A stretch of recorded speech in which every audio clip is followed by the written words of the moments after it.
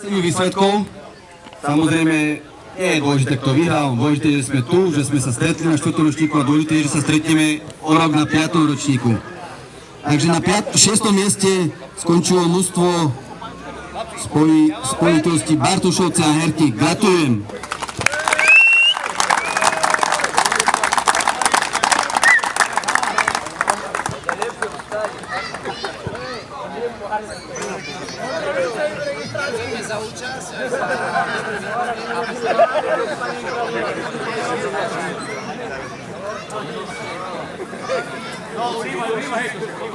Na 5. mieste skončil vlastne nováčik nášho memoriálu mužstvo Hervartov.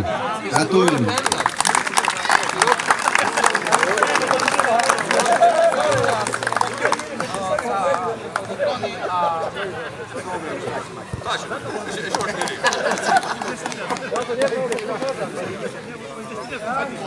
Na 4. mieste, čiže vlastne vo rozhodujúcom zápase, keď prehrali s Fričkovcami, skončil ďalší nováčik našho memoriálu, mužstvo Dohavka od Boys.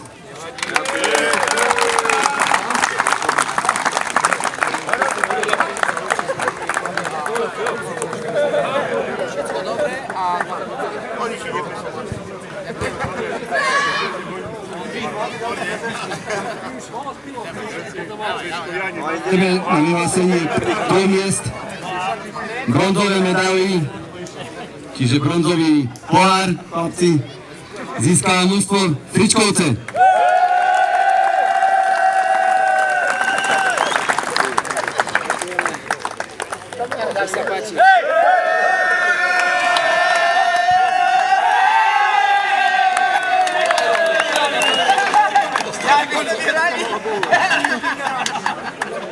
Streborné medaily obsadili na 4. ročníku mužstvo domácich, to je Poľaná Šiba, ktorá v rozhodujúcom zápase až po dramatickom penaltovom rozstrele prehrala 8-9. Čiže Šiba, 2. miesto, gratulujem.